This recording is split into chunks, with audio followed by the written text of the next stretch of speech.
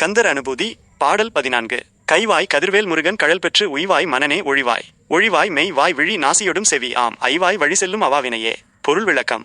இந்த பாடலில் அருணகிரிநாதர் தன் மனதிற்கே உபதேசம் செய்கிறார். கைவாய் கதிர்வேல் முருகன் கழல் பெற்று கையில் ஒளிரும் ஞான வேலையுடைய முருகப்பெருமானின் திருவடிகளை பற்றி உய்வாய் மனனே மனமே நீ ஈடேறி வாழ்வாயாக. ஒழிவாய் ஒழிவாய் முற்றிலுமாக விட்டுவிடு விட்டுவிடு.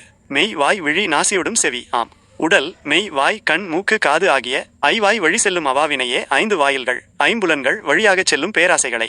பாடலின் சாரம். அருணகிரிநாதர் தன் மனதை நோக்கி, மனமே, இந்த உடலுக்குள் இருக்கும் 5 பொறிகள் மெய் வாய் கண் மூக்கு செவி வழியாகச் செல்லும் ஆசைகள் பேராசைகள் அனைத்தையும் நீ முழுமையாக விட்டுவிடு.